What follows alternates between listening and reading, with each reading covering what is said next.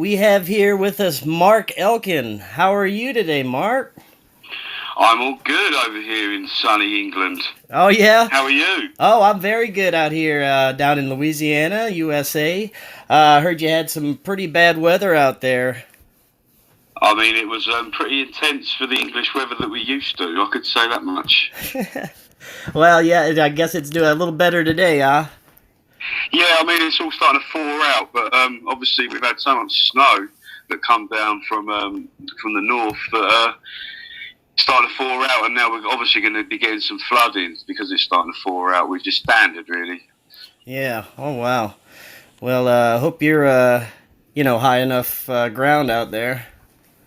Yeah, I am. I mean, obviously there's some places that are prone to flooding, but not where I am, thankfully. Oh, that's good. All right, well, let's get into this. First, let's get a little bit about your background. Tell us about yourself and, maybe about how you came into this information that you're about to share.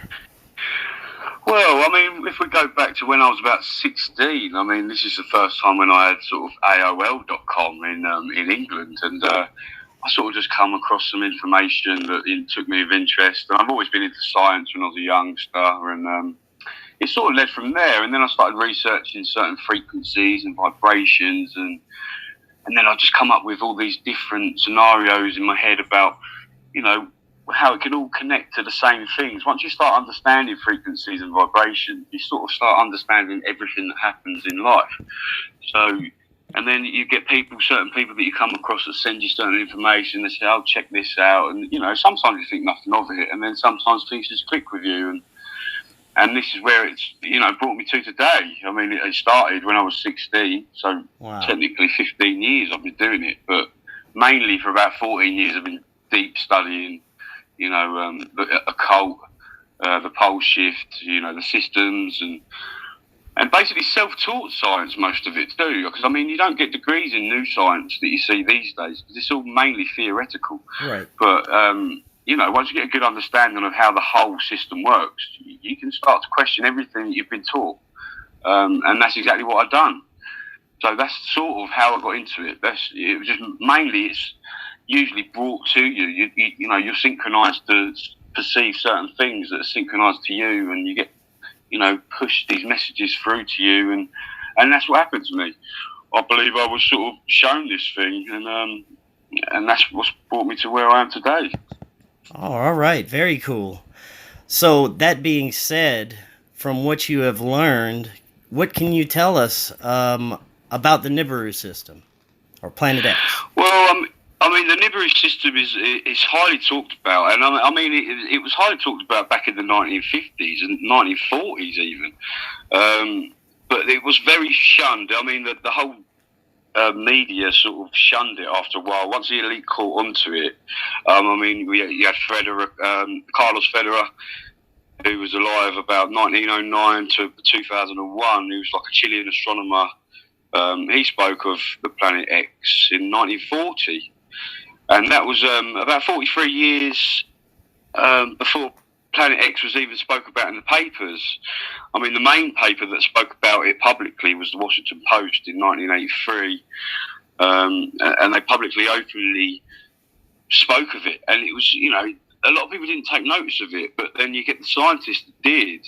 And the scientists that started speaking about it managed to sort of either disappear or got put under the Information Act of secrecy, basically, because they knew what this system was going to cause, which is obviously the pole shift eventually, which we're seeing now, all the weather events, all the earthquake upticks and volcanic eruptions that are occurring so much these days that it's becoming the norm, and it's being portrayed to the public that it's the normal now, but it's definitely not. And that's just one of the papers. I mean, there's so many different papers that have spoke about it, as well as people like Marshall Mathers, Jason Rand, Mark Hazelwood, Hannah Wade, David Mead. I mean, even Terrell Croft, who does Black Star updates on YouTube, he spoke about it. I mean, he's got his own sort of theory on things, which I can respect.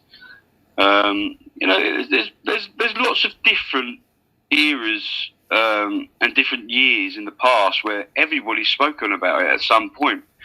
And now, obviously, it's sort of in the stage of awakening where people are waking up to it. I mean, they created the World Wide Web for the pure purposes of keeping an eye on everyone and knowing what everyone is doing. But at the same time, what they didn't plan on was people wanted to know the truth about their past, about the history, and sharing information with the truthers, and and then you have the likes of Robert Harrington, who was like the chief astronomer at the US Naval Observatory.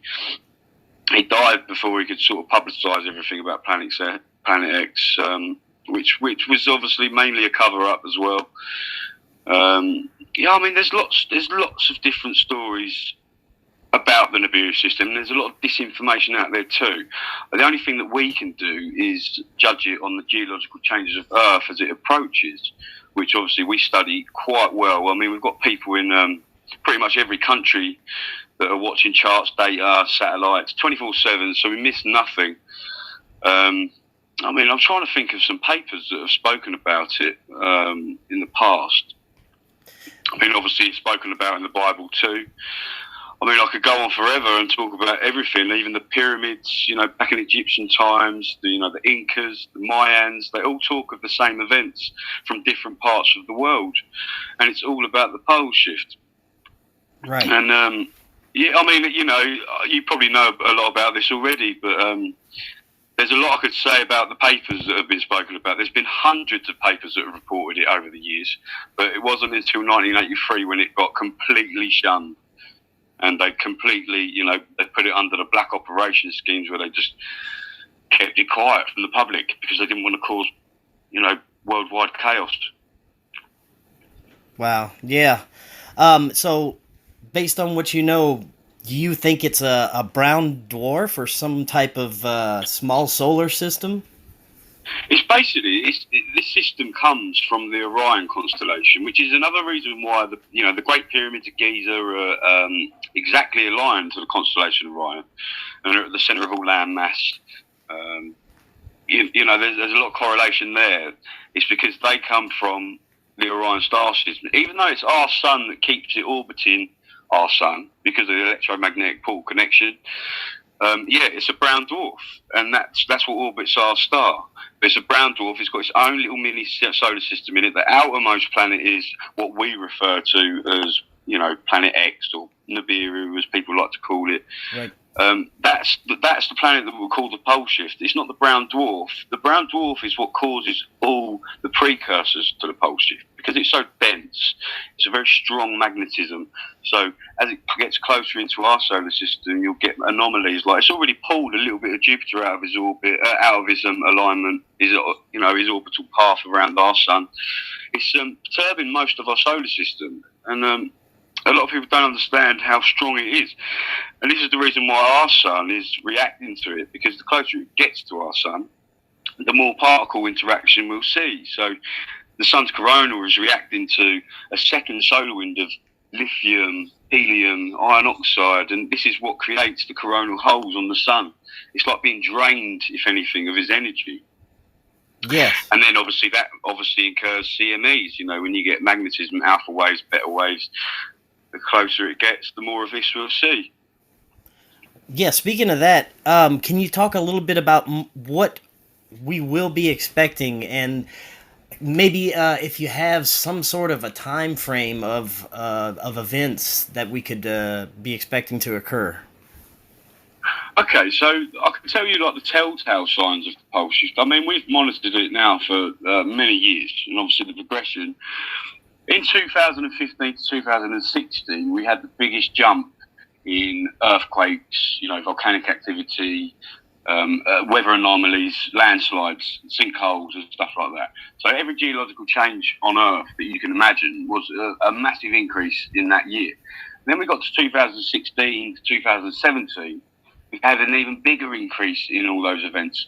So you can notice how the system, the closer it gets, the more geological changes you see, because as it gets closer, the particle interaction between the sun and Earth obviously becomes stronger. So the core expands, and then you'll have the proton density will be greater. which will basically the particles get pulled in at our poles as they hit our magnetosphere. And then they spread through the ionosphere.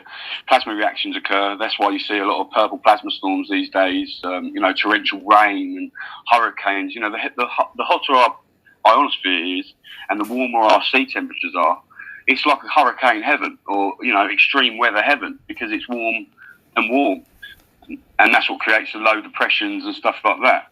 So that being said, the closer it gets, the more. Sorry, my connection's gone a bit. Can you still hear me? Yes, I can. Sorry, my connection went a bit funny then. That's all right. Yeah, so the closer it gets, the sort of telltale signs we see is obviously the increase in earthquakes like we're seeing now. But the biggest precursors would be the mid-Atlantic ridge will separate. I mean, we're already seeing action on that now. I mean, we're getting some 5s, and sometimes we're getting 6s. It's because the magma arms from under the Pacific Ring of Fire are spreading because the core is expanding so much because of the particle interaction. Again, the plasma reaction is in the core, because our core is actually plasma, but it acts as a solid. That's what our core is. So the magnetic field lines are connected to our core, and that's what gives us our magnetic field. So when that's compressed, the particles go in and expand the core, so you'll see more tectonic shifting.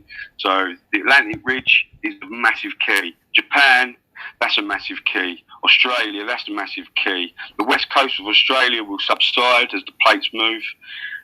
The Atlantic ridge will separate, and that's what causes a UK tsunami, East Coast tsunami for America. Not a very big one for America, it's mainly the Europe and UK, because it will sink our side, drop about 150 foot. So we have to be careful of that, because obviously I'm in the UK, which doesn't help me. But and then obviously you've got more plasma storms, and you've got the more weather events, and the polarity displacement that we see now. Like our North Pole is over Siberia at the moment. Wow. But people don't think that's true, but it is. I mean, we can document it so easily. So yeah, they're the basics for the pole shift. I mean, the main things that we obviously connect to are the martial law. Like I've always said that I'll give a 2-week warning, and people get a little bit confused about the 2-week warning.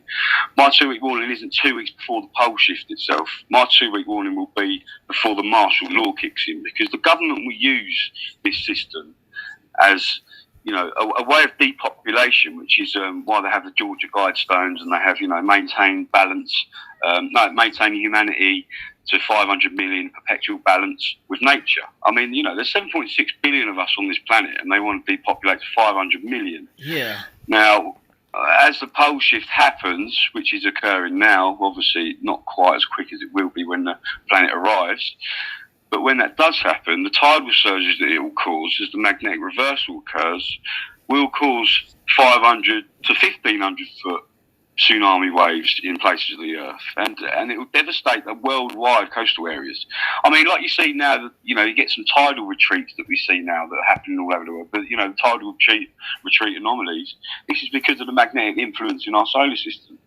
The closer it gets, the more magnetic influence it has on our seas, just like the moon does. But when we've got another magnetic influence in our solar system, it will move oceans as a whole. That's why we're getting tidal retreats. So that's nothing. They're precursors to a pole shift. As for the actual pole shift itself, like I say, you'll get 500 to 1,500 foot tidal surge. I don't mean big, massive crashing waves. That's not how it happens. When the planet comes up from under the ecliptic, it will literally have a magnetic battle with our South Pole. And as it passes our Earth's orbital path, it will drag the South Pole up, and that's what causes the magnetic reversal. When that happens, that's when the tidal surges occur. Now, that's not the crustal shift. People need to understand that that's a little bit different to the magnetic reversal. Magnetic reversals are nothing compared to the crustal shift. So the magnetic reversal will happen first. Tidal surges occur then. 95% of the world population live near coastal areas. The elite want to depopulate to 500 million. I think it's pretty easy to connect the dots there. Yeah, and recently we've been seeing some mainstream talk of the magnetic pole reversal. Is this some kind of soft disclosure just to kind of say, we told you so, just in case it Well, happens? this is, I mean, this is another thing that I've always spoke about, that the elite obviously know what's coming, and by a universal law, which I mean a law of truth, they have to abide by that. They have to show you in some way what's coming. Like, they're not stupid. They know they can do it in, manipulative ways, and they can just do it subconsciously. But they're showing you. It's your own free will whether you listen and pay attention. Most people are just brainwashed by watching what they want to watch on TV, like the Kardashians, all the celebrity gossip, the music. They don't care about the geological change of Earth these days. 98% of the world population just really don't care about the Earth anymore. But it's not their fault. They've been brainwashed to think that this is normal. Watching the TV, everything you see on TV is what you want to become. They want you to think like that. And it keeps you distracted from everything that's happening on the planet, which is totally devastating the planet. Exactly. Yeah, let's talk about that for a second. So these elite, the powers in control have, they obviously have known about this for a long time. Talk a little bit about that. Maybe how long they've known, and how does this connect with what they're doing with the media and our whole society and our whole, global population. Talk about how that ties in there. Well, actually, if we're going back to how long they've actually known about it, as in the very top elite, and I'm not talking about, presidency. Presidency are pretty low level elite, believe it or not. They're just puppets. So when we're talking about deep state, high level, top class elite, we're going back millennials. They've known about this. Millennials, because it's happened many times. I mean, we're still here to tell the tale. Civilizations predate over 130,000 years, but you're not led to believe that. They don't want you to believe that. So they've known about it for a long time, a very long time. And the way they sort of give soft disclosure, because there's always a battle. There's always a battle between good and evil, and the good always try and get the words out. The people that do try and get the words out end up either disappearing or get thrown in jail for trying to get the truth out. Many researchers in this sector of trying to make Nibiru public always disappear, or they die in, should I say, accidents, should I say. Scientists that try and go public.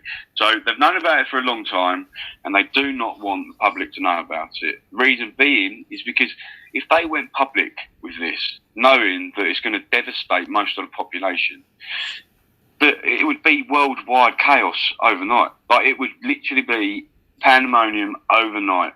And the elite would have the biggest uprising on their hands that they've ever seen in the history of mankind. Because they've been building these dumb cities for a very long time. Back in 1983, they started massively building the dumb cities, which is obviously, for the listeners, it's deep underground military bases. Places like Cheyenne Mountain. There's a network across the whole of the US, and they've got underground, train tracks. They've got super highways under their cities. They've got seed banks. They've got every species on the planet under there. This is all in preparation for the pole shift. And if the elite went public, they know that they'd be in jeopardy, because everyone would be knocking down them places. They'd be going there in the hundreds of thousands and demanding that they are safe. Now, little do the elite know, unfortunately for them, is that them underground facilities that they've got, that most of them will crumble.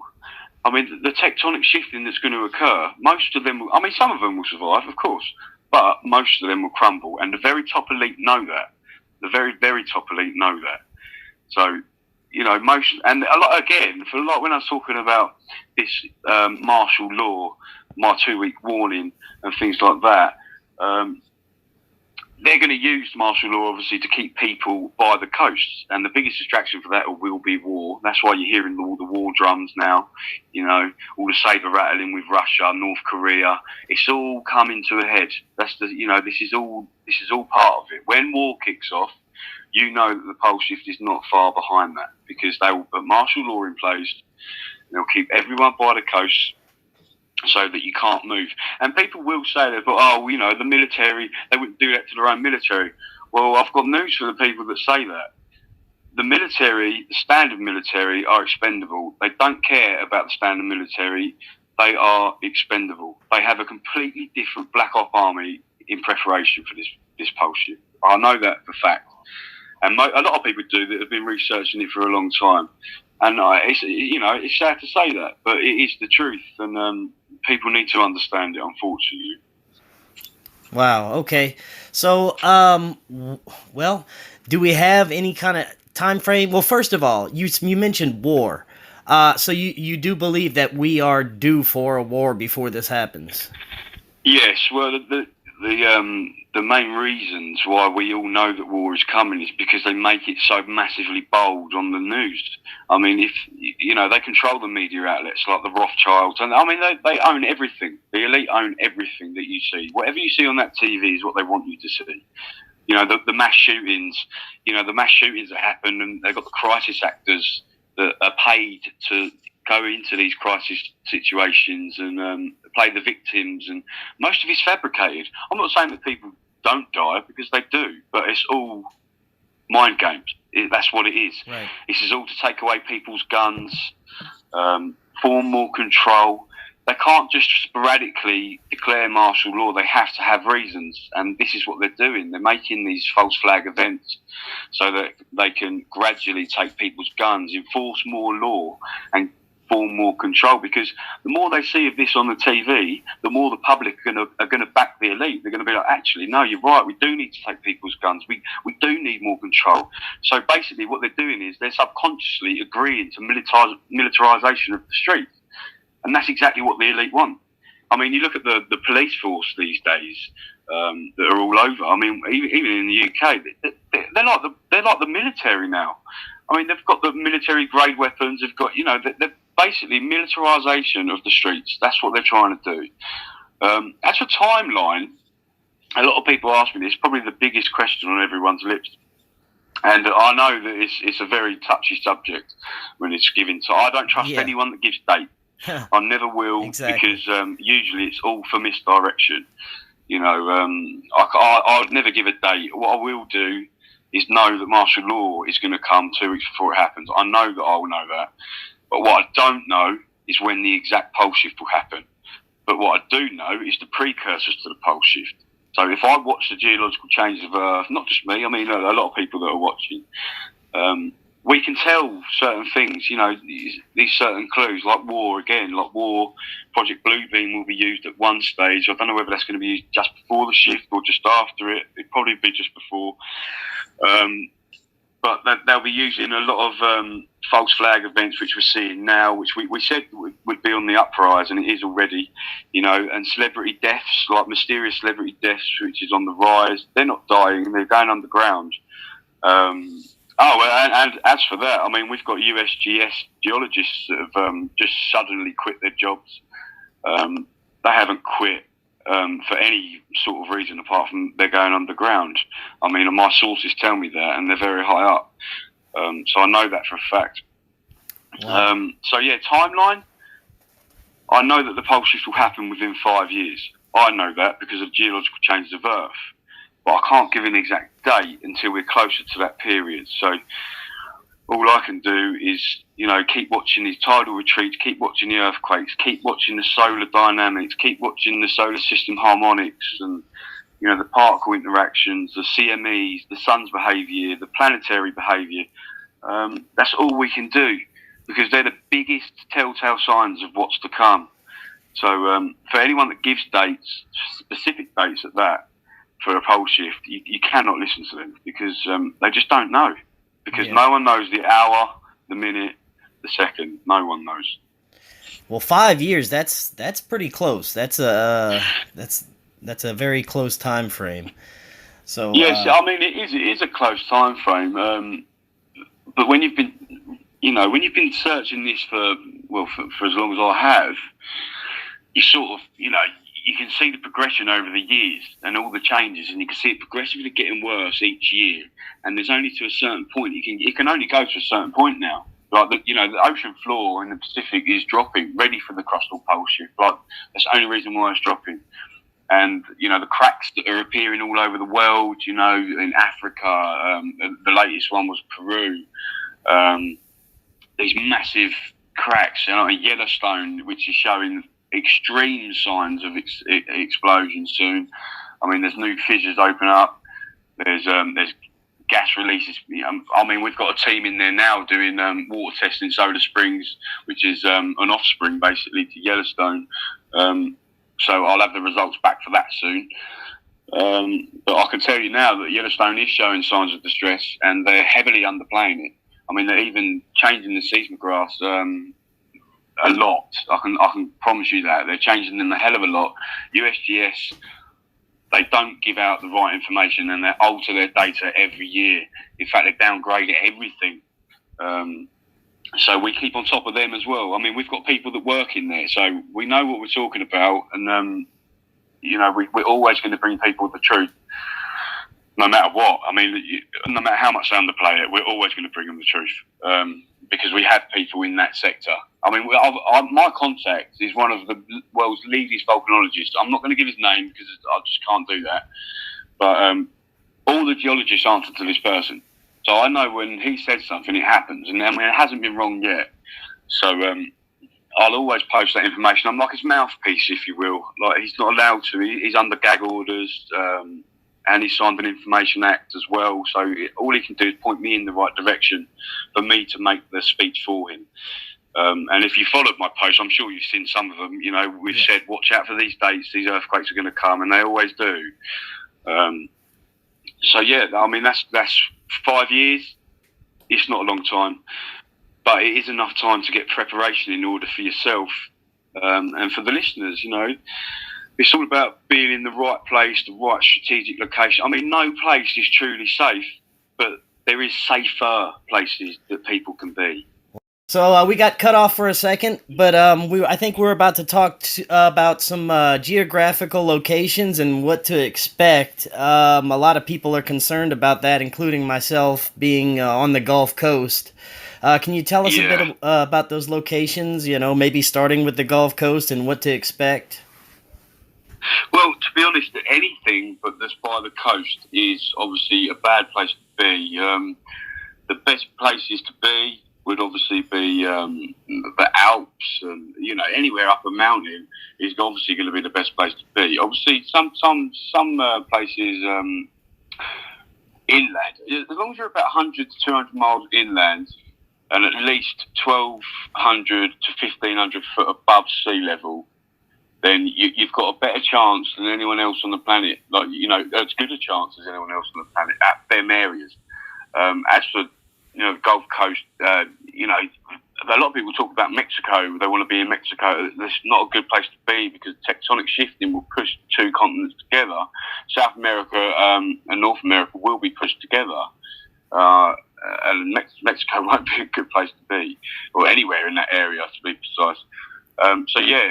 All coastal areas are a no-go. I mean, East Coast of America is going to get a very big tsunami in the drums of war, to be honest. Russia will be blamed for that. They've already planted bombs off the East Coast, ready for that. So East Coast is not a good place to be. It's also a place to that they manipulate the weather there quite a bit, and they steer hurricanes along there. I mean, just like the weather front they just had, actually, was so sporadic. It came out of nowhere and then went back inland, which I gave warnings about too, and they had severe flooding in some parts. So the East Coast of America is a bad place to be. It's a really bad place to be. The Big Apple, I mean, it's predicted to be underwater in the Simpsons episodes as well, which is, The Simpsons is directed by Matt Groening, who's a 33rd degree level Mason, and they've predicted a lot of things that have occurred.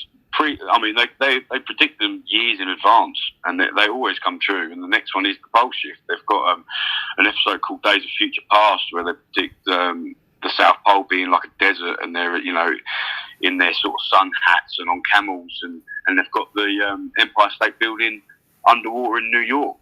For them to get so many things right and never be wrong, and then to pick the pole shift, I think it's pretty safe to say that they should be listening to people. Obviously, most people would watch it and not think much of it, but if you study these sort of the Masonic agendas and the Illuminati, and you'll start to realise that they don't just predict things; they know what things are going to happen. Yes. So yeah, getting back to it. Sorry, I always get sidetracked because I start thinking about other things. But yeah, geological places. West coast of Africa will subside, so that's not a good place to be. New Zealand will rise through tectonic shifting. However, there will be a lot of movement. So structurally, you're gonna want to be above, just below ground, not very deep. The deeper you are, the less chance you've got of survival in New Zealand, because obviously the tectonic shifting and the fault lines. I mean, they had a massive fault line that formed on the last year when they had they said it was a 7.4, I believe, but it was actually more of a 9. But that's UGS, USGS, USBS, I like to call them, downgrading as always. So they've got a new fault line, and they've got a lot of instability there. So you've got to bear all that in mind. New fault lines you've got to stay well away from. Volcanoes you've got to stay well away from, at least 100 miles away from them. Nuclear power plants, which will be shut down before the pole shift, but nevertheless they're still going to be radioactive, and you need to stay away from them. So these are the sort of things you need to look for the most: is fault lines, stay away; volcanic volcanoes, stay away from; the coastal areas, stay away from; anywhere near rivers that are sea inlets, anything like that, you've got to stay away from, because what happens is the tidal surges will find narrower landmass, i.e. as in rivers and sea inlets, and tidal bore occurs. So if you're anywhere near there, the tidal surges will reach higher because of the narrower landmass the walls meet. So bear that in mind. And also, you don't want to be near any towns or cities either, because they will be rife with violence, and I mean, it will just be absolute chaos in those places. I mean, even when martial law is in place, it will be chaos within the cities and towns. It will be absolute chaos. So it's better to be off grid. So yeah, I mean, 100 miles away from any of those locations is the best place that you could be. Now, I'm not saying that any place is safe, because no place is safe. It's going to be the massive transition for Earth and all people that live here. But we've been through it before, and we're still here to tell the story. So it can be done. Well, it looks like they're out to get us tonight, Mark. This is the second time we got disconnected. We'll try and finish this time. So we were talking about the geographic locations, and you were beginning to tell us a little bit about the ancient scriptures and how we did survive this before. And, it's happened many times throughout history. Yes, I mean, there's many different scriptures. I mean, even in the Bible, the Book of Revelation. I mean, there's so much that's spoken of, but I think most of them was warnings. I mean, what can I think of here? I'll try and think of a couple so we can sort of get an aspect of what I'm trying to talk about. Hopefully. Well, I know they have the Hopi prophecy. I know that's one warning. Yeah, the Hopi prophecy, obviously they talk of the blue and the red Kachina, and when the blue Kachina shows, it will be the day of purification. And obviously the day of purification obviously corresponds to the pole shift, where, the earth gets cleansed. And the red Kachina is what brings the destruction. And they also talk about the skies being like spiders' webs, which is obviously, what we're seeing now with the chemtrails that they do daily. It is like sort of spiders' webs in the sky.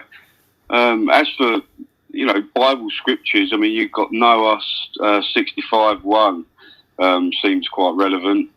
And it says, Noah saw earth had tilted and that its destruction was near. And then you go to 2 Esdras, which is obviously in a different Bible, not the modern day Bible that you see now. Right. 2:4, it tells us that the sun suddenly starts shining at night and the moon in the daytime. Nations will be in confusion.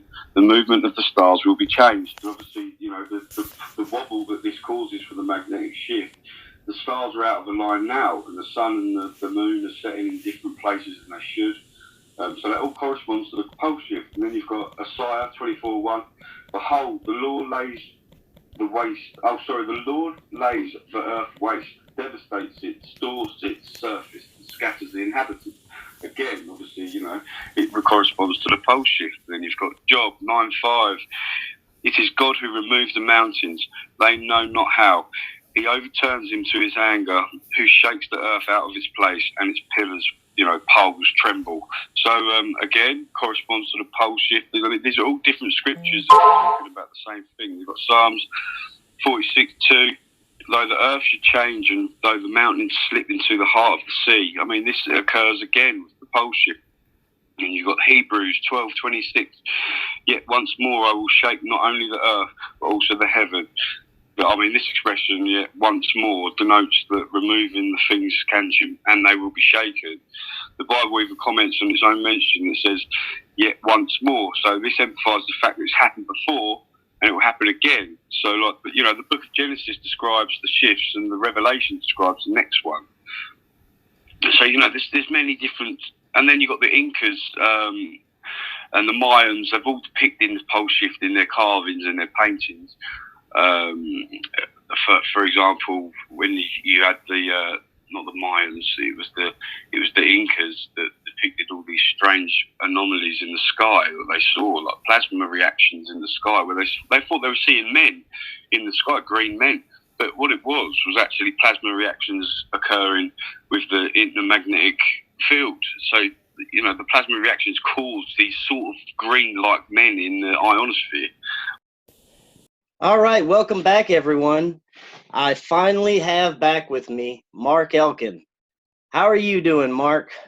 I'm all good, thank you. Yeah, it's been a busy couple of weeks, and unfortunately, last time we got cut off quite a bit. But I've got some anti-tracking systems on my phone at the minute, so I'm running them, and hopefully nothing will happen. So let's go with it.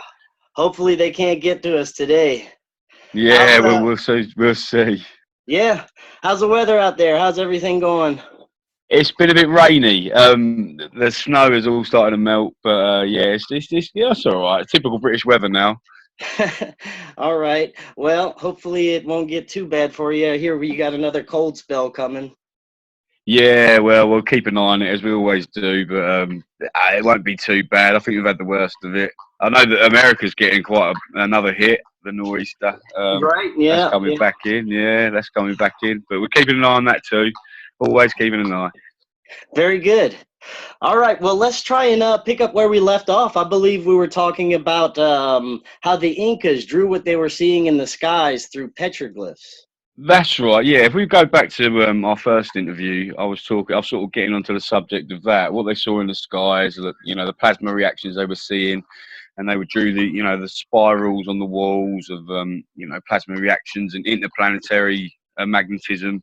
The Hopi people done it too. I mean, they done petroglyphs, and they was doing drawing men in the sky on the caves, and they was depicting them being up in the mountains with the mountain goats, and there was depicting waters coming in, destruction of the cities, and they was up with the mountain goats and stuff like that. So again, it all points to the pole shift. But that being said, I mean, what I've done this time, I've wrote some key words down, so I don't really miss anything. Whereas, last time it was a bit unscripted, but I've not wrote much down, just a few bits so I can just refer to it. So yeah, like I say, in the first interview, we were talking about the pole shift, the Biru, and how it all connects to the same thing. Everything that happens on the world, it all connects to it. And with that being said, like I say, Obama, back in 2016, I think it was October time, he wrote an executive order, actually, and it actually stated that they wanted to prepare the nation for space weather events. So this entailed, gamma radiation, cosmic rays, more asteroids, near-Earth asteroids, geomagnetic storms and stuff like that. So that was all written as an executive order. Obviously, to us, we're in the 2% of the world population that only look at stuff like this. So to us, it seems like a lot of people know about it because we run in the same circles. But I mean, to the other 98% of the world, they're not going to see stuff like that. They're not going to research stuff like that, and they're not going to see it. So again, that's something to look at. So they know that we're going to have some pretty intense geomagnetic storms and stuff like. As the system gets closer, the more of this we'll see. And then that takes us to like WikiLeaks. Remember Hillary Clinton emails that got sort of released by WikiLeaks? Right. Well, in 2014, there was an email sent to Podesta and McCain and Hillary Clinton, and it actually said, "Tell Hillary she's wrong about climate change."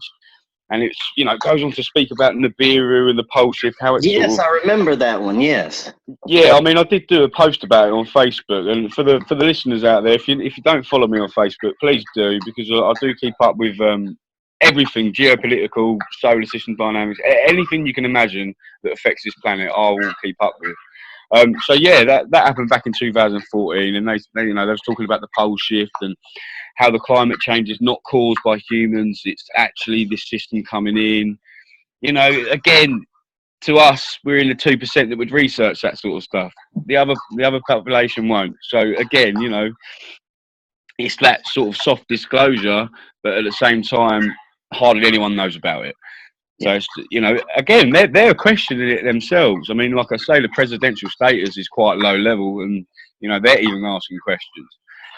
Right, so that takes me on to like the fireball data. So when the system, as in the Nibiru system, the Nemesis system, anything, there's many names. When it came through our Kuiper belt about 20 years ago, it knocked a lot of debris towards Earth.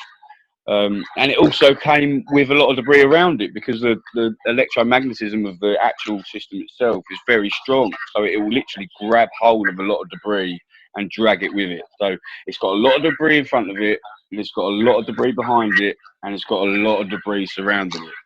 And the closer it gets, the more fireball events we'll see.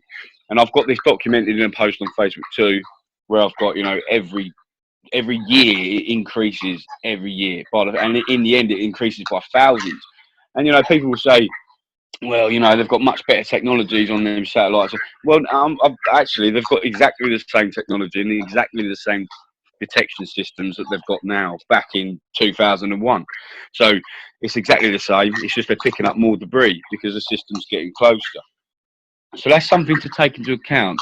So again, with that, you've got magnetic field compression, which I did cover a little bit about in the first interview.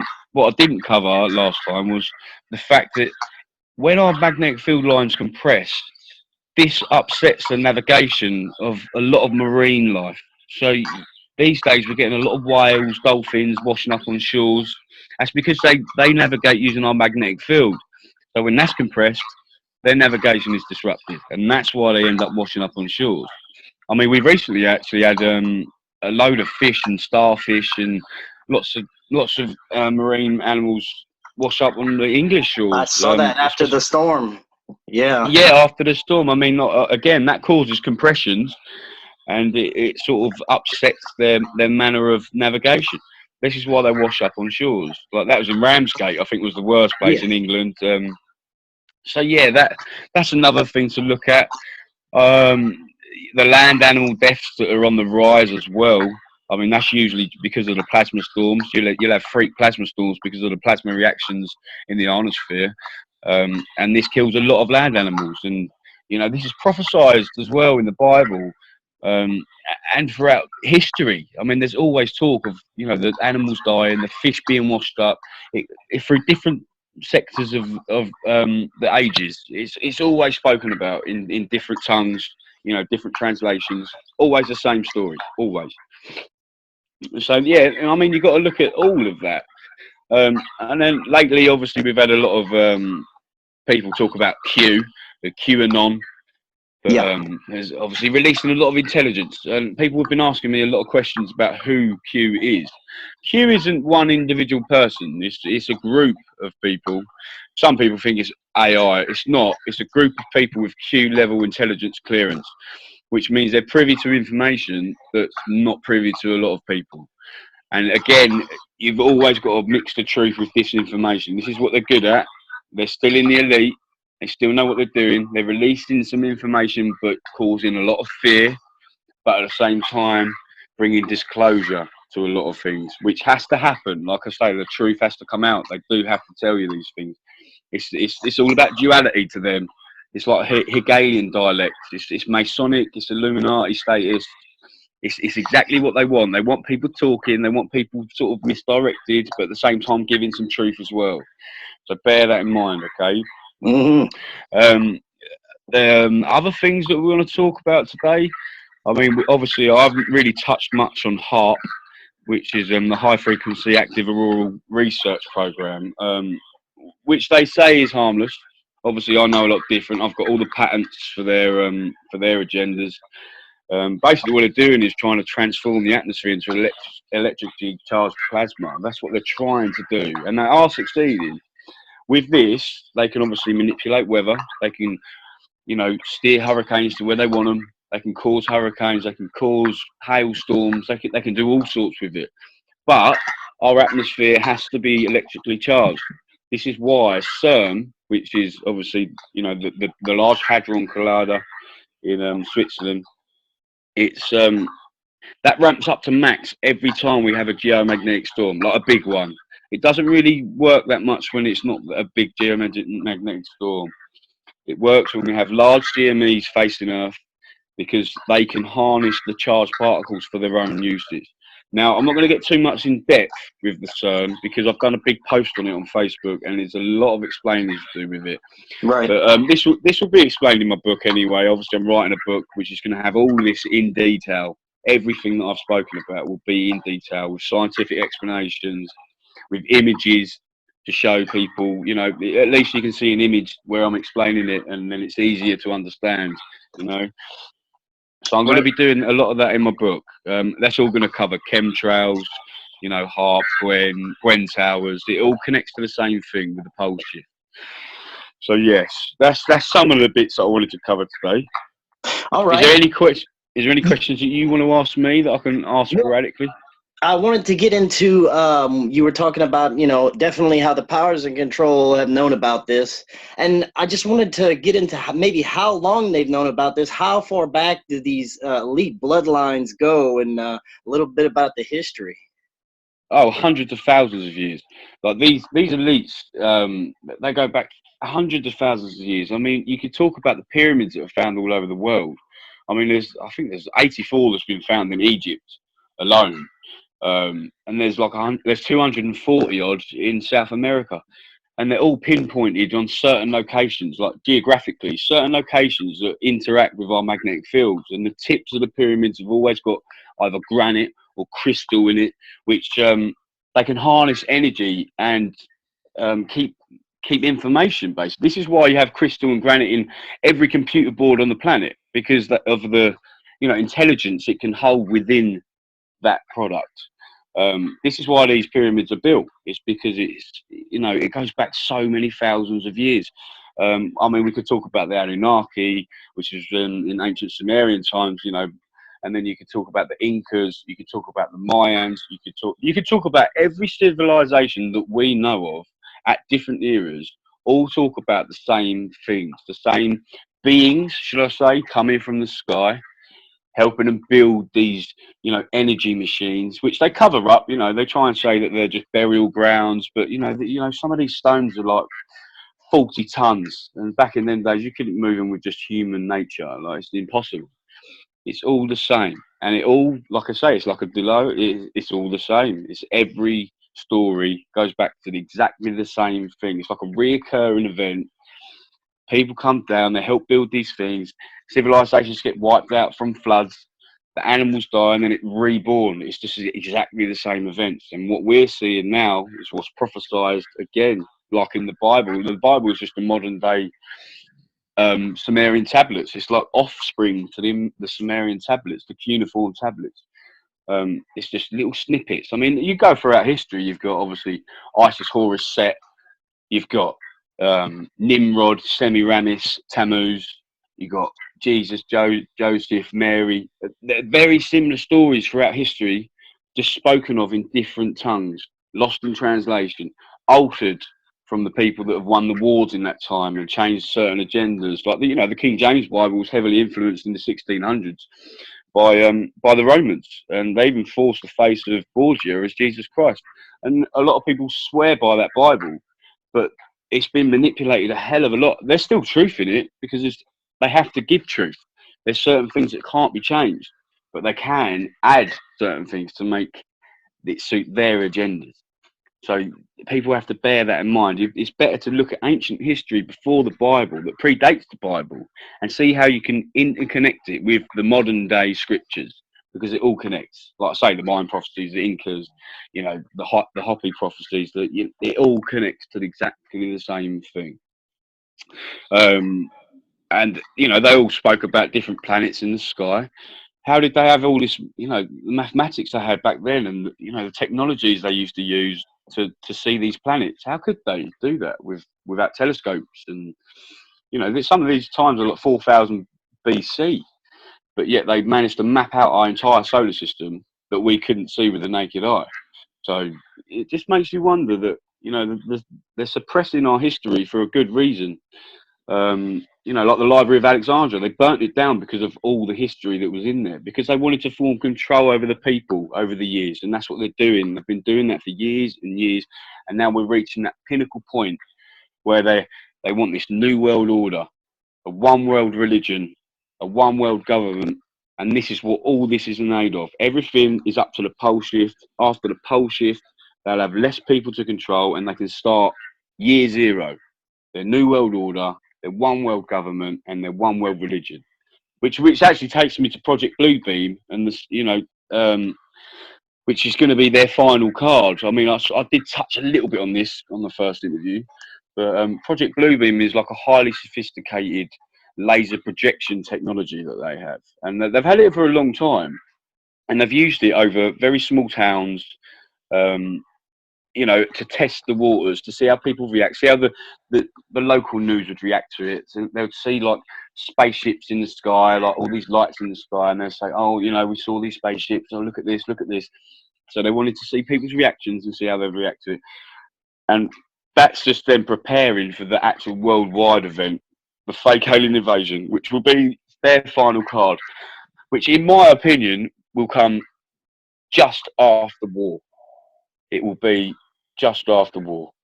They will literally use it to, bring down the false messiah, and they'll do loads of magic and, perform miracles, and they'll stop the war. So everyone will look to them as the gods, and it's all calculated. Every part of it is calculated. And this is why they've got FEMA camps set up, for martial law. They've got them set up everywhere because they want you to follow them. They want you to follow what you see on the TV. They want you to, please follow these instructions. Follow the army or the military or, FEMA, UN. If you follow these things, you're going to be in death camps, we like to call them, because they'll just lock you up and you'll be a prisoner. And most of them will just be wiped out. They'll just be wiped out by the waters when the tidal surges occur in the pole shift. And they know that, like I said before, they know that. They have a completely different military for after the pole shift. They do not care about the standard military. Now, obviously, we can talk a lot about everything that connects. The Sun Simulation Unit, the TRAPPIST-1 system that NASA announced, the slowing rotation of Earth. There's everything connects to exactly the same thing. You had mentioned the Sun Simulator. Talk a little bit about what you know about that. Okay, the Sun Simulation Unit is in quite low orbit, and they actually have a lens array system in low orbit too. I mean, a lot of people don't agree with this, but it's quite simple actually, the physics behind it. The Sun Simulation Unit, it doesn't have to be very far away for it to cause, to pretend to be it's called the NASA Star. That's actually the patent for it. You can find the patents. I've done a big post on it before. Basically, they can use these sort of laser technologies to magnify the sun rays. It's exactly the same as you standing, on a field with a magnifying glass and being able to create a fire. It's exactly the same principle, just on a larger scale. They can do this, so they can intensify the gamma rays. And what they've used it for is for when there's big objects near the sun. And sometimes it fails. Like I say, the simulation unit fails, the lens array system fails, and we get to see them in action, which we've captured many times. And I've done posts about that too. Now, the lens array system is like a Fresnel lens glass system, and they follow the rotation of Earth. So it's always fixed. So when you see the sun going across the sky, it's obviously not the sun moving, it's Earth rotating. So people capture these. Sometimes they, a little bit misdirected, and they think they're capturing a planet. We're not actually. They're capturing a lens, and this is what I try and get through to people. They take a picture one day, and then the following day it's the other side of the sun, but it's the same object. It means it's not a planetary body. What it means is it's a lens, and it's moved with Earth in the low orbit of Earth. When I say low orbit, I'm talking like 250 miles above sea level, which is pretty high. It's quite near the space station. So yeah, I mean, they use that to not only obscure the view of the incoming system and all that's up in space, because it ain't just the incoming system. It's very big and very busy up there. And I've got a lot of videos to show people the real space and not what you see on the ISS. But yeah, that's what they do. They use it to obscure the system, and they turn the sun simulation unit on, especially when our sun has been drained of its energy quite a bit, because they do manipulate all the data. Like I say, we capture it quite a bit.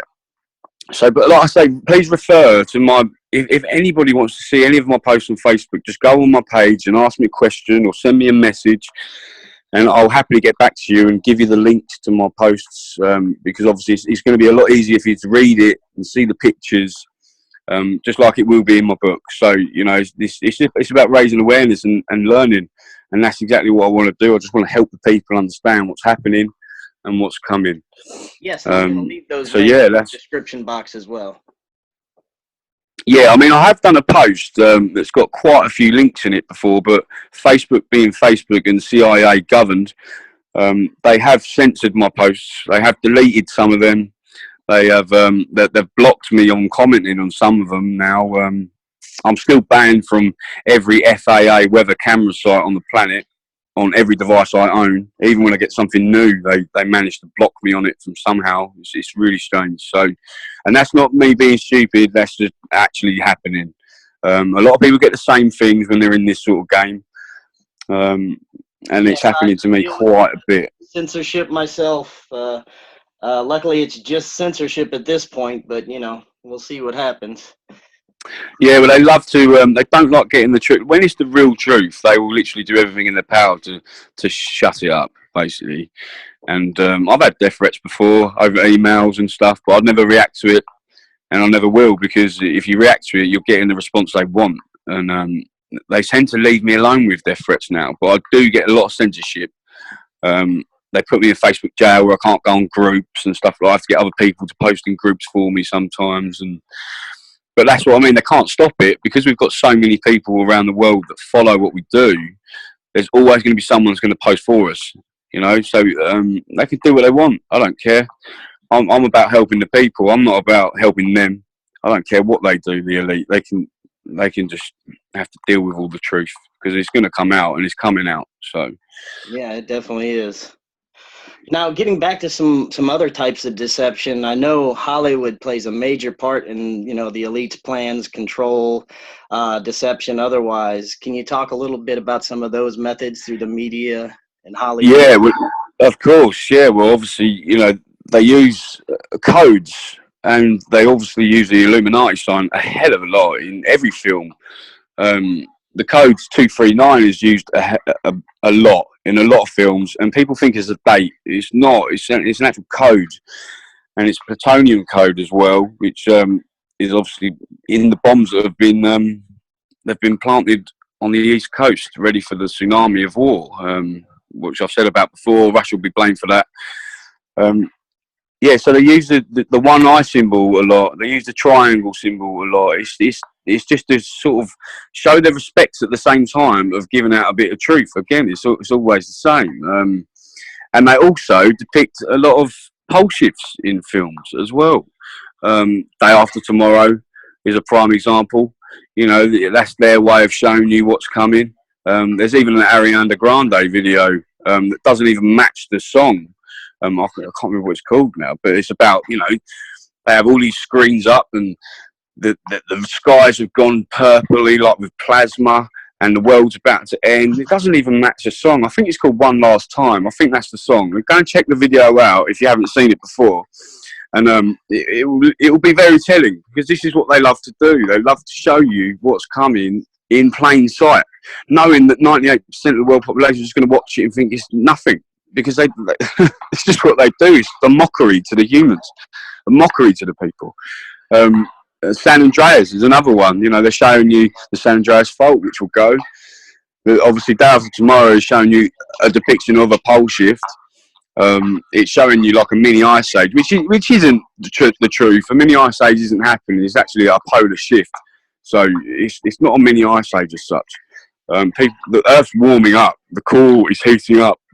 Everything is warming. The ice caps are melting. So it's not an ice age as such. It's actually a polar indifference. It's, you know, the polar vortex is changing. The Earth's magnetic poles are shifting. Basically, it's definitely not an ice age. I think people get confused. They push that a lot on the mainstream media too. So when you know they're pushing it a lot, most of it's misdirection. But yeah, getting back to films, there's been loads of different films. 2012, and that's another thing I wanted to touch on actually. Obviously, they made it quite bold in the mainstream media that the Mayhem prophecy, you know, the 2012 end of days prophecy is going to come true and the world's going to end. And a lot of truthers jumped on board of this, and they thought, September 2012, it's all going to come to an end, and it was being pushed majorly, not only in the truther scene, but on mainstream media. Now, what that done was got the attention of a lot of people that didn't used to follow truth. They started following truth. They got into the truth movement. This date then came and nothing happened, and then they don't believe anything else now. So no matter what happens, they're brainwashed into thinking, well, they said that in 2012, nothing happened then, it ain't going to happen, sort of thing. It works exactly in the elite's favour, and that's why they do these date settings. You know, they get a lot of people, I'm not going to name call on here, but there's a few people that give dates about when the world's going to end or we're going to have a meteor hit Earth. It's all total crock of you-know-what, because they just don't know the dates. They don't know, and they want people to be mind manipulated. They want people to think, oh my God, they want them in fear. You know, they want them to live in fear, and then the dates come and go, and then they no longer care about anything else because the dates come and gone, and they won't believe anything else. It's such a good system. It's a very clever system the elite have got, and they use it to their advantage very well. Yeah, I mean, it's crazy. I mean, we could go on forever talk about all this, but I mean, yeah, it's definitely fascinating stuff. Well, one more thing that does fascinate me is the whole ties with the Vatican. I mean, I know they keep an eye on it with their Lucifer telescope, but there's a lot more history there. What can you tell us about the ties to the Vatican? Well, the ties to the Vatican, like you say, they always depict, and this is another thing I'll touch on quite a bit, is Christmas. 2% of us, the truthers that research and know certain things, they know that Christmas Day isn't nothing to do with the celebration of Christ. It's actually to do with the birth of Tammuz, which is classed as the Antichrist. This is why the Catholic Church, the Vatican, actually have like life-size models outside, over Christmas time, depicting the birth of Tammuz. It's not the birth of Jesus. It's actually depicting the birth of Tammuz. It's depicting, immigrants trying to get in the secret chambers. There's so much to talk about with the Vatican. I mean, they hold a lot of knowledge at the Vatican too, a lot of deep secrets. But it's Illuminati run, Masonic run. They were infiltrated. The Masons were infiltrated by the Illuminati many, many years ago.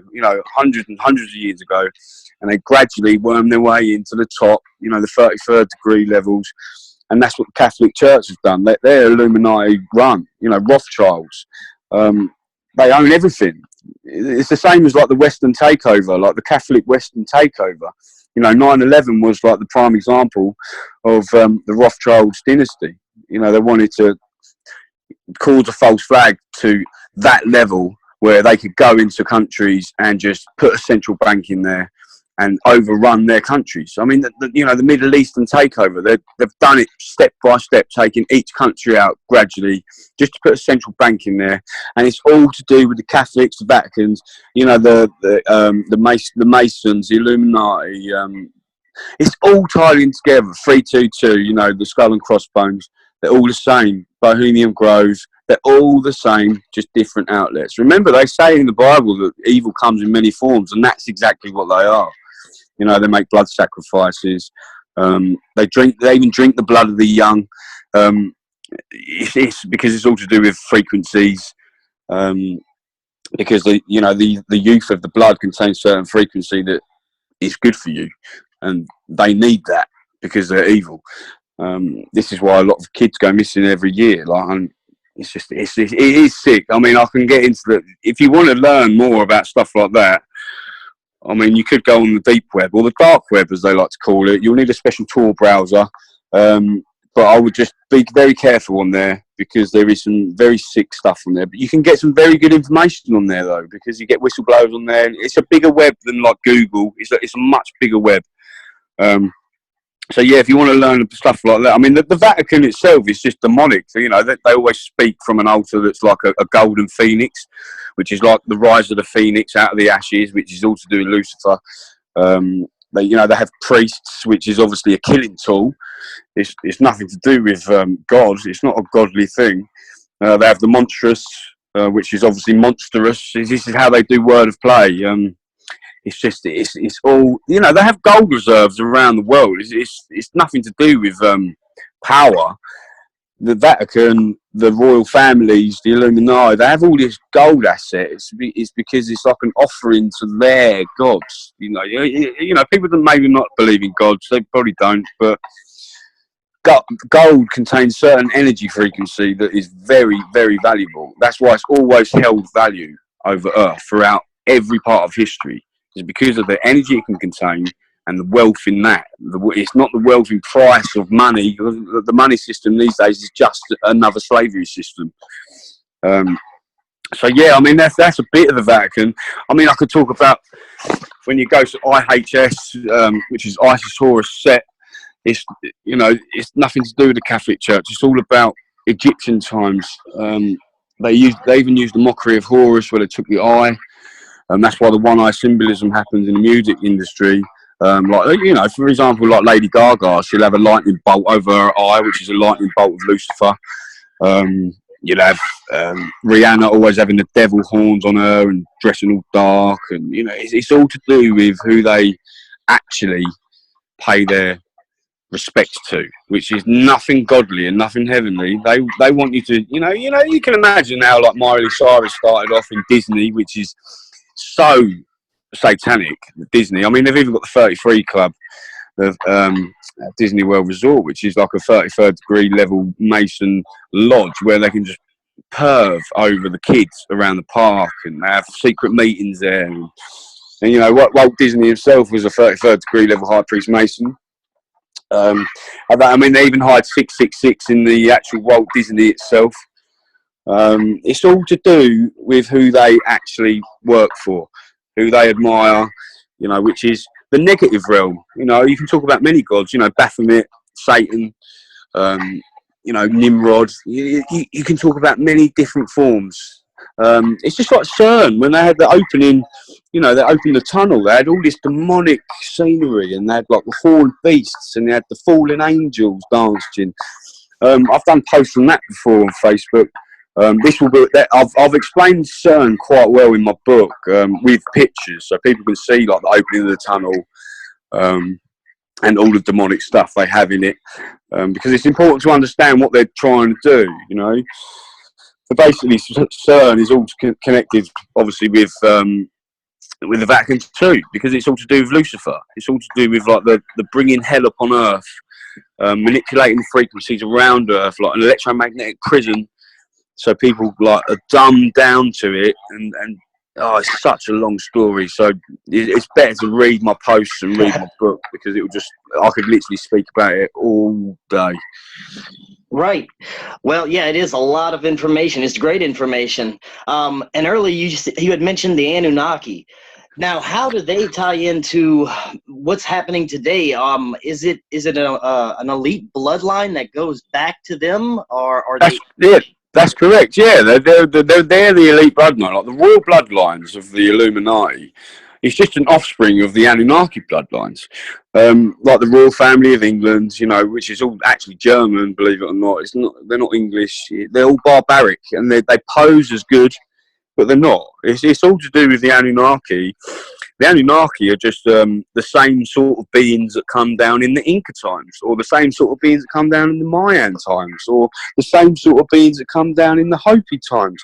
They all talk about the same beings that come down. These are what are referred to as the fallen angels that they refer to in the Bible.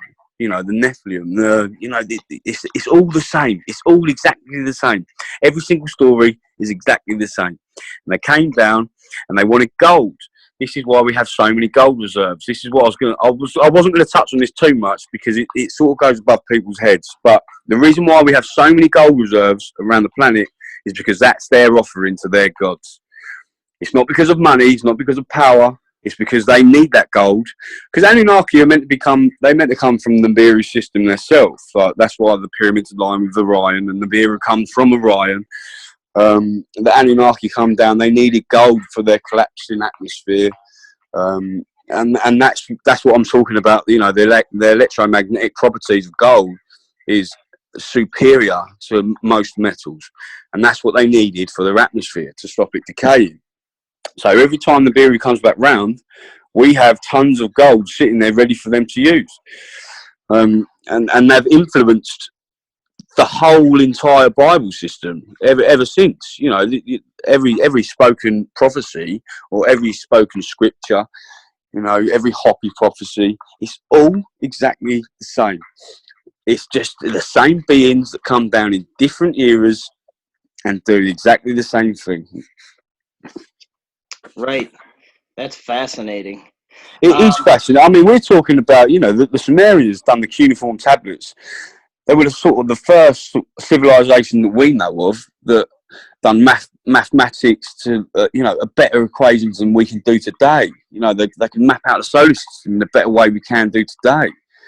I mean, you got to imagine the technology they had back then is much superior to what we have now. We think we've got brilliant technology now, that they had superior technology back then. They've still got it now, but only the elite are allowed to use it. They don't want it. Like, do you remember Tesla? I mean, he's so connected to the universe that he could create free energy, give free energy to everyone, and the elite knew that he was sort of a higher conscience, and they stole all his work and they shut him down, and he died a poor man, but he was so intelligent. I mean, even Einstein, when he got asked how does it feel to be the most intelligent man on the planet, and he said, I don't know, ask Tesla. It's because and not many people know about Tesla. I mean, again, the 2%, like me and you, who research stuff. Tesla was one of the greatest geniuses of the whole entire world, and he could have gave this world the free energy, and the elite know that. Again, they took everything, made him poor, and they stole all his ideas, and then they patented it, and it's ridiculous. Poor old Tesla. But he's the reason why we've got most of our technology today. Without him, we wouldn't have light bulbs. We wouldn't have nothing without him. Definitely. I completely agree. So getting back to some of the effects we'll see here on Earth, what can we expect in the coming months, years? Some of the changes that we can expect. Well, like the changes, the sudden changes are obviously occurring, but they're starting to occur now. I mean, what's very concerning for me at the moment, obviously, I've always said that we've got 5 years, a maximum of 5 years before the poles shift. Which are already shifting now, like I said before, just gradually. But now we're starting to get a lot of tidal interference, which is very bad news for Earth. Because if we're getting tidal retreats and tidal surges in other parts of the world, the oceans are moving because of the magnetic influence. Which isn't good. I've done a post on this before as well, where, you know, I've shown a negative charge magnetism up against just tap water, which is obviously non-salt, and it moves it moves the tap water significantly. So you can imagine how big of a plan it can cause on our oceans, and that's happening now. Obviously, you're not going to see it that well. The lens array system again, the sun simulation unit. I've got all the patents for everything like that. The chemtrails again, they're used a little bit to obscure it. There's much darker reasons why they use them. But yeah, that's very, very concerning for us. I mean, we're monitoring it very well, but I can say that we are concerned. That's not to cause fear. We just like to keep people updated. But it's very concerning, and we are keeping an eye on that. So yeah, that's something we're going to watch a lot. Up for that, if that gets much worse, and we start seeing very big tidal surges. I mean, we're seeing minor ones now, and this is nothing yet. But if we start seeing major ones, like the 2004 Indonesian tsunami that wiped out 250,000 people, just like that, on Boxing Day, if we start seeing that occur more often, then we will start to move to higher ground. I'll start calling evacs because we know that it's close, but it has to happen consecutively. Like, it can't just happen once and then die down for 3 months and then happen again. It would have to be happening, every week for us to start concerning about it. Right. So they're things to watch for. As for like earth changes, what will happen in the next 5 years? I mean, the volcanoes that are opening up now are just ridiculous. They're just waking up all over the place. I mean, ancient fault lines in the UK are starting to see movement. People try to blame fracking, but it's not. That all them earthquakes are on ancient fault lines.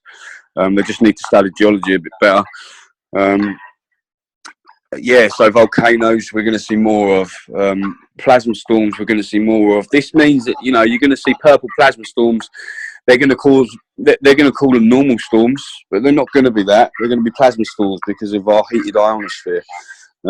Core expansion is going to continue, which is obviously what causes the volcanoes, the Atlantic rifts. They're the things to watch out for the most, and they're the things that are going to occur. The Eurasian plate will start to drop as the time progresses. We're going to see more hurricanes this year than we did last year. That I can guarantee. So just watch out for America, because I know you're prone to hurricanes, like last year with Irma and Harvey. And that the elite will steer them as well. They will use the geomagnetic storms that we're going to see, and they're going to use that energy to steer them. So just be aware. They're going to try and take out populations like they did in Texas. And they'll just continue to do that. And like I say, East Coast have already given this warning to the East Coast of America. I know that they've got bombs planted off the coast, and they did use hurricanes to plant them because they weren't detected under the hurricanes. So they're planted, and they will use that as a false flag event, and it'll be a massive false flag event, and they will blame Russia. I mean, they've already spoke about Russia planting bombs off the East Coast before, and it hit the media. That was just to plant imprint in people's brains for when it does actually happen, because it will happen. So I've already given that warning for the East Coast. Like, this isn't to cause fear. I'm just saying it might not happen tomorrow, it might not happen in a year, but it will happen. So it's better to get your stuff in order now and get to safe locations and starting new lives if you can. I know this is a big ask. I'm not trying to upheaval your life, but we know these things are coming. We've said a lot of things in the past, and they've all started to come true. And this is one of them. So I would start seriously considering starting a new life away from the coasts in any part of the world, really. But I know the East Coast is going to be prone to the most flooding initially before the pole shift. So just bear that in mind. So yeah, we're going to see more, big hailstorms. We're going to see more sinkholes. We're going to see more land separations. So, we're going to see more cracks opening up. Like we're seeing now, again, it's happening all over the place now. And last year it was quite bad. The year before that it weren't as bad, but it was still getting bad. And we've watched it progress, and it's just got worse and worse. And this year alone, it's just getting ridiculous. So you've got to watch out for all of them earth changes you can imagine. So they'll try and basically the media will just downplay it. they'll just say, "Oh, this is all natural." They'll do the El Nino effect, and they'll do everything in their power to play down this. But it will just intensify. So for the people that want to know the truth, they've just got to follow, not just me, just follow the truthers that are trying to show the people the geological changes of Earth, because it's just going to continue to get worse. The core expansion is going to continue to get worse. Yellowstone will pop, and it's showing signs of pop. I was just about to ask you about Yellowstone, if you would think that it's going to blow. Yes, well, I know so. I mean, we've got some very intelligent volcanologists that they're very high up, and I know we've had a team in Soda Springs, which I said about before. They've done the tests, and they've all come back with very high gas intake. So we need to watch that very closely. And USGS done a live feed on Facebook the other day, and I outright pulled them up, and I said to them, I said, it's all coming, and I gave a little explanation of why it's coming, and their response was, "Wow, we have no idea what you're talking about." So this is them not giving any explanation. They're just like, they know that I know, and they couldn't be bothered to explain it. Because I even said to them, I said, "Look, what about you? You're changing the seismograph. You're downgrading everything. You're even changing the triangulation of the origination of the quake. Yet you expect us to believe what you're saying." And they just didn't have anything to say. They just couldn't answer it. So I know that they're lying, and we keep on top of them. So we will always keep on top of them, because we watch live data before it gets manipulated, because they're live graphs, and we can see them change, and we watch them change. So just keep an eye on our post, because we have people that will capture them seismographs, and we'll catch them. We'll catch everything. So just keep an eye on our posts for the truth and the unmanipulated data. They will probably get deleted, because some of them have already, but we will post them, and people do take pictures of them and then repost them, and so yeah, we'll keep on top of that. What else is there? The Cascadia subduction zone, that's already seeing movement both sides. One side's being underplayed, both sides are seeing tremendous pressure. I mean, the whole North American plate is seeing a huge amount of pressure. So yeah, that's going to pop at some point. If one goes, if Yellowstone goes, the New Madrid goes, or the Cascadia goes, if any one of them goes, it will be a knock-on effect. That the core expansion has got to the rate where everything is just going to start continuously happening. So they're the key indicators to know which one. Like if one goes, the others aren't far behind it. And that will even spread to the Atlantic Ridge. And when that goes, we know the pole shift isn't far behind it. But again, we're going to see tidal retreats and tidal surges up until that point. So it's a matter of keeping on top of them. Like they're the key. Every geological change on Earth is the indicators to the pole shift. So we've just got to watch that 24/7, and we always do keep on top of it. So yeah, they're the sort of things we need to watch for. The moon is another key indicator. I mean, you can. Most people have monitored this. One night it will be one shade, and the other it will be a completely different moon phase. This means there's a considerable movement. I mean, that takes me to the Inuits. Actually, obviously they navigate by the stars, the sun, the moon. I mean, I think it was 2014 tried to contact NASA and said to them, they said, "Look, the Earth's tilted. The sun is no longer setting in the right place. The stars are out of line," and NASA just ignored it. I mean, they tried to go public about it, and they did manage to get some airtime about it, but it's never spoke about anymore to the mainstream media. If the Inuits travel by the stars, the sun, the moon, and they're saying that it's tilted significantly, people need to pay attention, because they know what they're talking about. That's how they navigate, and they have done for many, many years. So, so we've got,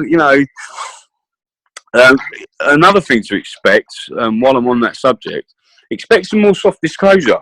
Expect more people to talk about aliens. Expect more mainstream media to talk about aliens, because this is what they want to do. They want to subliminally get people prepared for the fake alien invasion. So they'll keep doing these like little snippets on local newsstands, and it'll be like, "Oh, we saw this amount of aliens in the sky. We saw these lights in the sky." That will keep occurring. more celebrity deaths.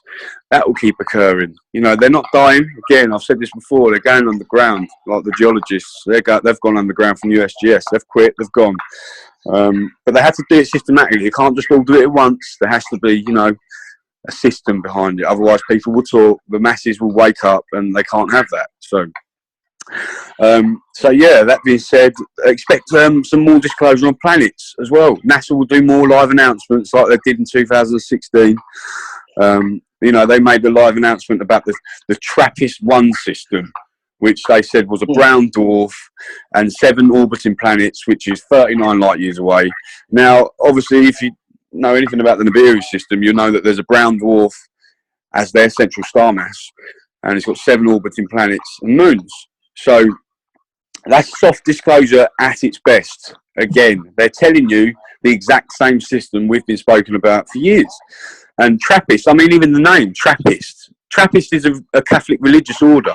So the clue's in the title, but people won't understand that unless you study symbolism, you know, word and mouth. You know, they do it all. They throw it in your face. It was the fact that they called it a brown dwarf with 7 orbiting planets was just the icing on the cake. I literally laughed out loud when I heard them say that. But the key to that is to know that it's not 39 light years away. It's right in our backyard. So bear that in mind. It's soft disclosure. They want people guessing. You know, oh, it'll take 100 years to get here if it was to get here and all this. It's just all misdirection. It's already here. So yeah, expect that. Expect more false flags. You know, big false flags.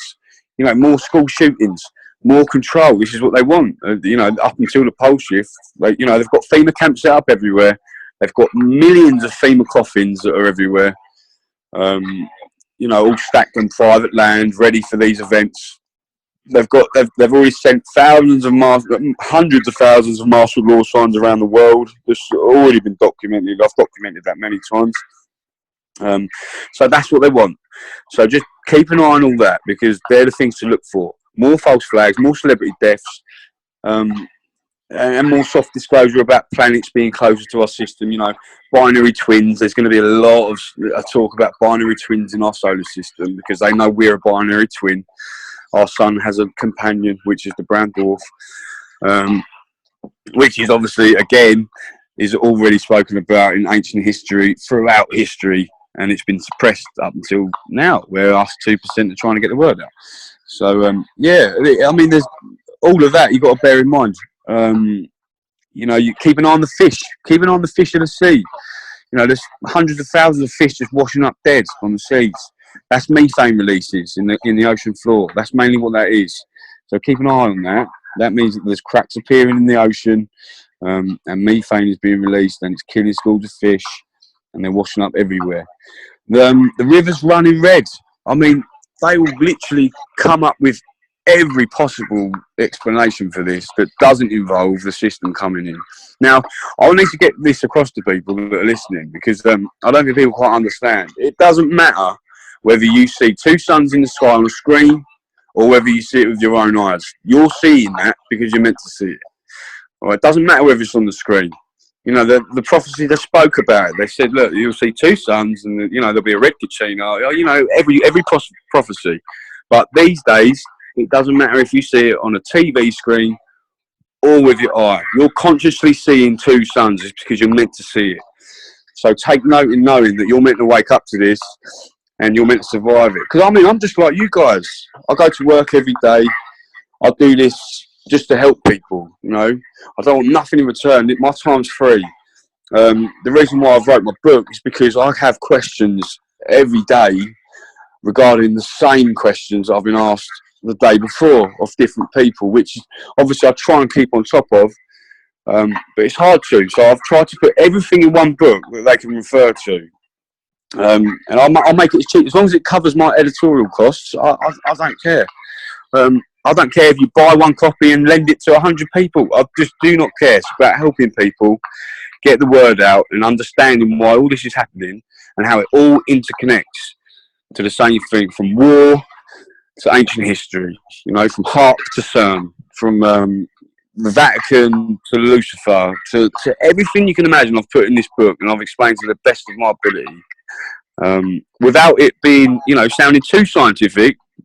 I've done it in sort of layman terms, but with some scientific explanations too. So it sort of covers all aspects. So I hope that will help people, because that's all I want to do. I just want to help people survive this. You know, safe locations. I'm pinpointed safe locations in certain areas, where to be, how to build a community afterwards. Because, you know, some of the elite will survive, and they will try and create, you know, this sort of like Hunger Games scenario, you know, where you'd have the people on the outside as like the outcasts, and, you know, the posh, and the people that have a chip, you know, we're going to be you know, the best, you know, they're going to look to us as if we're nothing, like we're the scavengers, and they're going to bring their children up to think that we're the scavengers, we're the bad guys. It's like a recurring event again. Every time this happens, this is what occurs, and the elite try and rise up. They'll lose eventually, because they always do. But these are the situations that have to happen first, like the one world order, the new world order, the one world religion, the one world government. They have to have that in place first, and then they will lose. They always will. So, yeah. Very I mean, good. we can. Yeah, I mean, Thank you for all that information. It's very important that people know this. Like you said, only 2% of people are even trying to get this information out there or even care at all. exactly. I mean, you know, there's ways of blocking all this out. As long as you know, a lot of people say, oh, you know, you sometimes you fearmonger. I'm not fearmongering. I just want to make people aware of what's occurring.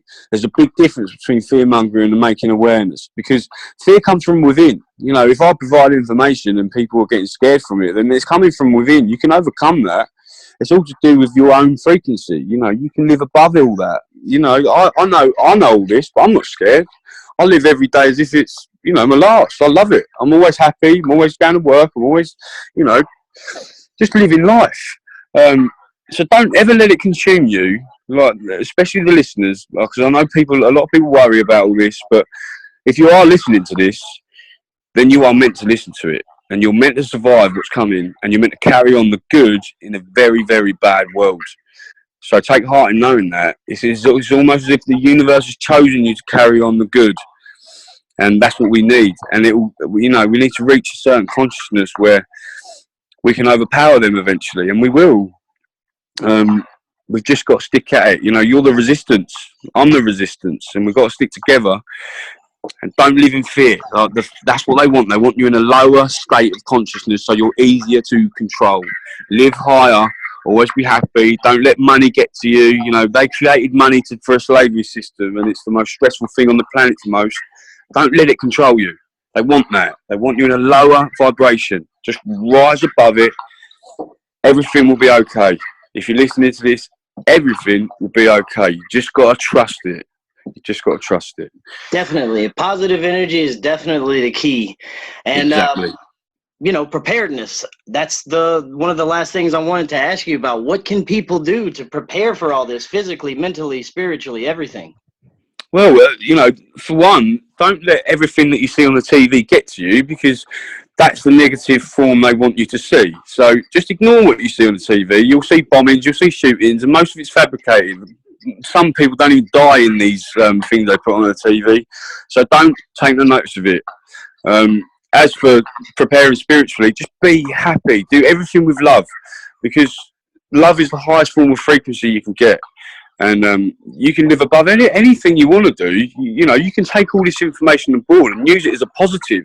You'll be like, do you know what? After this, we can really have a chance of getting Earth back to the way it was. We can rebuild our future with the care and the loving nature of Earth that we once had, that the elite have taken away from us. You know, can you use that as a positive? Yes, people will die. People are going to lose their homes. People are going to lose their cars.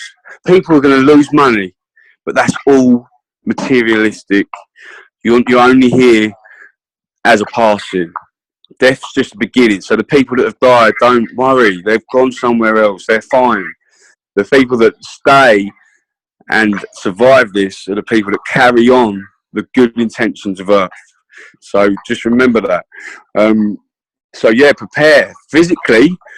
Just prepare by getting all the survival equipment you possibly can. You know, stick to my guidelines, find the safe locations, get seeds. Seeds are cheap. You know, get organic seeds so they can germinate and regrow. Make sure you get a safe location in order, a storage unit somewhere. Speak to fellow preppers. I mean, I've done posts before where I've connected a lot of people, and we've now got, you know, survival communities in lots of different countries, and they're doing brilliantly. You know, they're talking about ideas, what they can do, alternative power, you know, making homes underground, not too far underground, bear that in mind. You know, this is what you need to do to survive physically. You're going to need weapons, unfortunately, because there's horrible people that live in the world now. So you can imagine what it's going to be like when the streets are lawless. So just remember that. Protect your community. The people that are trying to take stuff from you are not the people that are of good nature. Most of the people, luckily, will be searching for help, but you will get bands of people that are just going to want to take what's yours, and they're going to want to hurt people, and you know, you need to be prepared for that. And you're going to probably see some things you're not going to want to see, and you're probably going to do some things you never thought you'd do. But at the same time, you're doing it for the good of the earth and changing the earth back to the way it was before. And you're going to protect your community. You know your community is going to be the good community that are going to try and grow crops, you know, teach your children the right way of life, not how to dress, you know, with hardly any clothes on and stick your tongue out and put your bum in the air. We're not going to teach them that. You know, the way it's gone now, it's just ridiculous. Right. Very good. Well, is there anything else you'd like to leave us with? Any other information? Well, I mean, again, I've covered it all in my book, so I'll definitely suggest getting that. And like I said, I don't care if you buy one copy and just spread it about. I don't care. I just want to raise awareness. So yeah, I mean, I can talk about loads of different things, as you know, but it's quite hard when it's just off the cuff and it's not written out in front of me, or I can just write it on a Facebook post and refer you to them. But yeah, I mean, just keep positive, people, because we are winning and we will win. The more people that wake up, the better the Earth's going to be eventually. So just take heart in knowing that we're going to be okay. It's just going to be a transition. That's all it is. And it's a natural transition that happens every time. So, you know, we're still here to tell the story. And it's happened hundreds of times before. So just bear that in mind. So yeah, and please follow me on Facebook. Obviously, I've got a group on Facebook that's called Hidden Knowledge, Unraveling the Pole Shift, where we have daily updates of, you know, Earth changes, solar changes. So we keep on top of all that, especially earthquakes and where hurricanes are going to go, and you know, we try and keep on top of everything so people get warnings of what's to come, because you know, the elite again, they don't give very much warning. I mean, just look at Florida when they had the hurricane. People, you know, the stacks of cars that were trying to get out of the area, they could have given a much longer warning, because we did, but yet the elite didn't. So just bear that in mind. So yeah, I mean, is there anything else you want to cover? Because I think, well, that was about it that I had. I just want to thank you so much. That was awesome information. I can't wait till the book comes out. You're gonna have to keep us updated on that one. yes, I will do. Yeah, I mean, do you know what? Can I quickly just cover one more thing? Of course. Right. Just bear in mind, we've spoke about the things that you need to watch out for and what's going to progressively get worse as the years go on. Right, the elite do have direct energy weapons, which I'm sure some of the listeners are going to have heard of. Like, to look at California fires, they use them to displace people and form more control. Now, these are the things you're going to see a lot more of too this year. Okay, so just bear that in mind. You're going to see more hurricanes. You're going to see more forest fires, but they're going to burn down the houses. They're not going to burn down the trees like you've seen already in some of the pictures. Okay. It's all fabricated. These direct energy weapons, or Jews as they like to call them, they're very powerful weapons, and you can even buy laser pens that set fires to a match. You can get them; they're military grade. You can buy them online. So these are the things that just the common people can have. So you can imagine what the military have, the elite military black op missions have. They can just send a laser into the ground, and everything they spray in the air settles on the ground. and it burns very quickly. Okay, so just bear that in mind, that you're going to see a lot more of that, and you're going to see more slow rotation of the Earth. That's going to start slowing down slightly as the system gets closer. So you're going to see more stars out of the line. The sun's going to be setting in different places, only slightly, but for people that watch it, you'll notice it. So just bear all that in mind. These are the things to watch for, okay? You're going to get more fireballs, you know, more near-Earth asteroids like we're seeing now, which are like 1.2 lunar distances away that we're seeing. You're going to see a lot more of that because we're entering the debris field like we do every time this year. From January up until June time, we enter the debris field, and we've got that, you know, documented quite heavily. So bear that in mind. So yeah, sorry, I just wanted to cover them because a lot of people ask me about it. Oh, in Antarctica, obviously, there's a lot going on down in Antarctica. They've got the Nemesis station down there. They monitor the system from there very well. That's the best location they can see it, and there's hardly anywhere else on the planet that's going to get a better view than the Antarctica. They're either interconnected to the North Pole. They've got an energy stream running along the seabed floor that connects from Antarctica to the North Pole, which is connected to CERN, which I've spoke about in my book too. So yeah, when it comes to like Gwen Towers, CERN, Antarctica, HARP, it's all connected to the same thing. So I've just wanted to squeeze that in there because there's a lot to cover. But that'll all be in my book, and I hope you all enjoy it. Oh yeah, anything you have is always welcome, and I definitely want to get you back on here when we have some more updates. Yeah, definitely, mate. I'll always be up for doing some interviews. I'm glad that the voice is getting out there and people are listening. And I think we're starting to reach a few more people these days. I mean, you know, that's what we want at the end of the day. The Great Awakening is happening now, and we can only get stronger. So just remember that you are the resistance, and we are the resistance, okay? Just remember that, everyone. Great. Thank you so much, Mark. Thanks again for joining us, and I can't wait to talk to you again. We'll see you again soon. Thanks, brother. Good to see you. All right. We'll see you later, Mark. Take care. Bye-bye.